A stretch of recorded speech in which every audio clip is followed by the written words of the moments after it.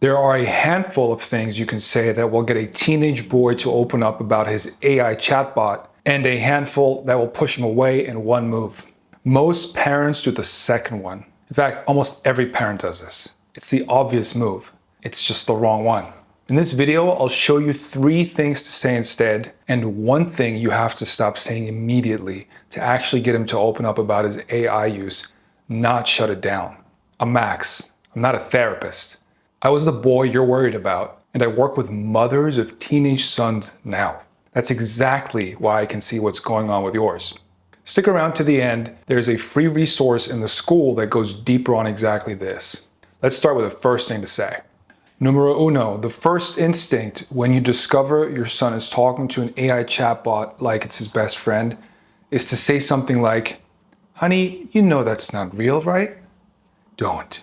I get it. Every fiber of your maternal brain is telling you to inject some reality into the situation.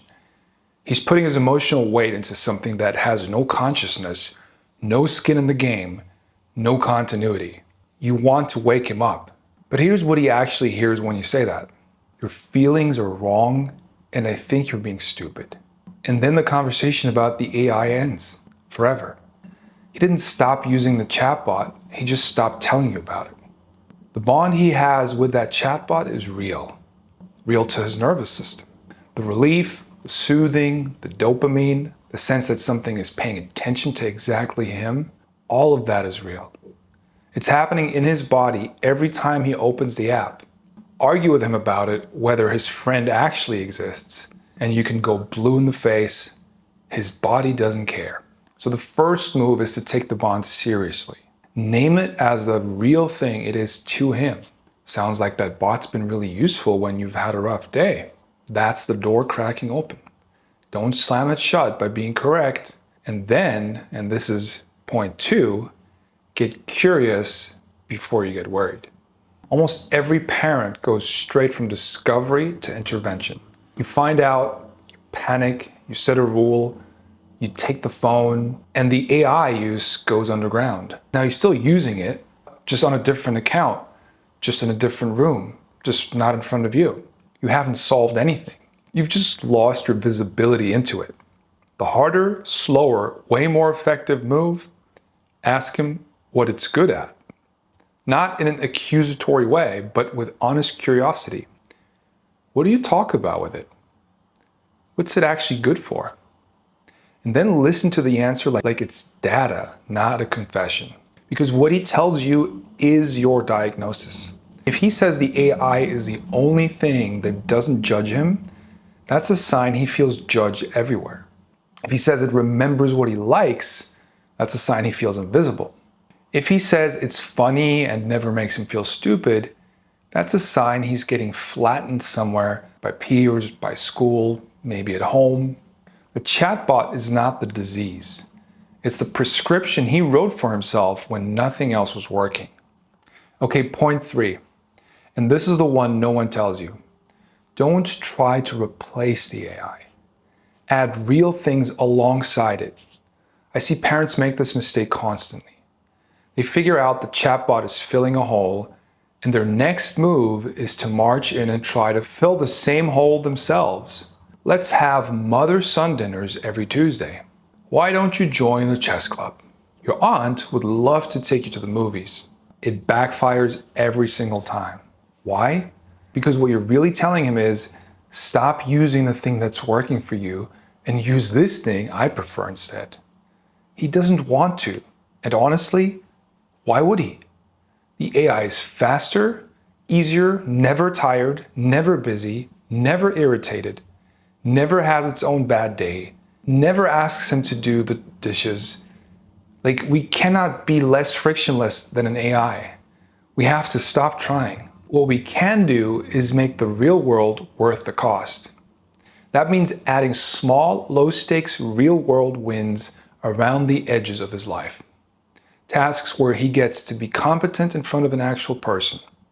Conversations with you that don't have a hidden agenda baked into them. Meaning you're not asking him about his day in order to get to a lecture about his grades. Pure, agenda-free presence. Way harder than it sounds. IRL wins build the muscle the AI has been substituting for. The muscle of being seen by an imperfect person and surviving it. The muscle of doing a thing that doesn't get a like. The muscle of being slightly bored and not dying. Now zoom out for a second. This is bigger than chatbots. What boys are doing when they retreat into AI is the same thing I did when I was 18, alone in a room in Barcelona for an entire year, watching American TV shows and memorizing all 50 US state capitals instead of going outside. There was no AI then. I had to settle for fantasy. The move was identical. Find the warm, low-friction thing that lets you live without having to do the scary, high-friction thing. Trust me on this one. It's a hell of a trap. I lost a year of my life to it. Some boys are losing whole decades to it now. And parents need to understand something. This generation didn't lose the capacity to handle real relationships.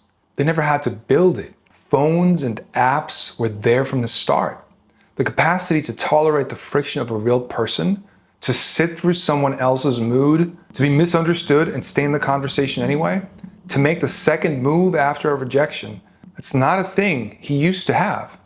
That's a thing he has to build, possibly for the first time, possibly late. Let me say that again. The capacity to tolerate the friction of a real person is something he has to build for the first time, possibly late. That's the actual work. Building alongside him the thing he needs to actually have a life. So when you find out he's been talking to an AI like it's his closest friend, take the bond seriously, get curious about what it's giving him, and start adding small, real, frictional things around the edges of his life. Slowly, over months, not weeks. You won't win him back from the AI in one conversation. That's not the game. The game is being someone he wants to come back to. And that takes longer than any of us would like. I don't have this perfectly figured out, and neither do you. None of us has parented a teenage boy in 2026 before, all right? We're all learning this in real time. The good news, the work is doable. The doorway is honest conversation, not control. And it starts with not telling him his feelings are fake.